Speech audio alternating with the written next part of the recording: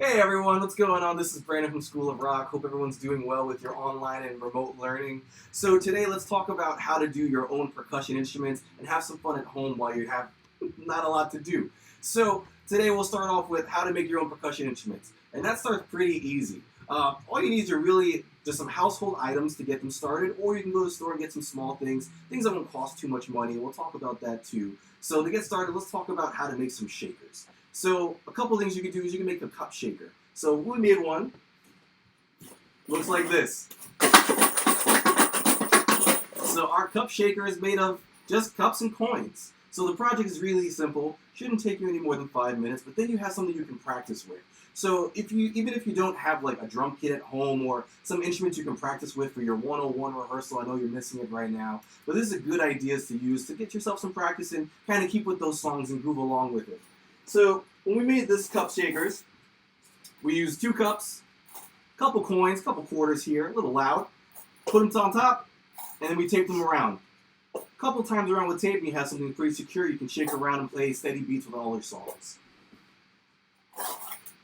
Another idea is if you want to do something a little smaller, maybe kind of like an egg shaker based thing that we have here at School of Rock, what you can do is you can kind of go to any local grocery store, and right now we're in a good season, we're pretty close to Easter, so you can get some of these plastic eggs. And with these plastic eggs, you can fill them up with anything like rice, you can fill them up with beans, coins if you want, anything that will allow some kind of shaker noise. Take some tape and you have yourself a nice shaker. Now, if you want to get pretty cool, you can set yourself up with some buckets. These are for all my 103 percussionists here. Bucket drumming. Bucket drumming is really simple. It's really fun. You can keep up a lot with your your drumming techniques without having a little drum pad. This is now your pad.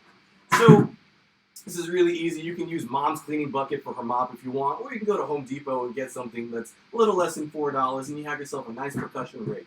Now, if you don't have drumsticks, say you're not a drum student, that's fine. You can use any household tools. You guys go to schools, you have pencils. I know back then I used to use pencils to drum all the time in class. Used to get in trouble a lot. So, for bucket drumming, you can do a couple simple things. So here I have my drumsticks. I have one drum here. If you want to get some different sounds, you can use 2 drums. Flip it upside down. You'll have 2 different sounds. So you have yourself a nice open sound, a little echoey, a little bright. And then you have yourself a darker sound, kind of closed off. So if you want to go home and practice some drum rhythms, you can do what you're learning in general music right now. Some ta-ta, ti-ti-ta. Try and mix on the drums. Or you can even switch up the rhythms. Get a little groovy. Let's throw some hip-hop in there.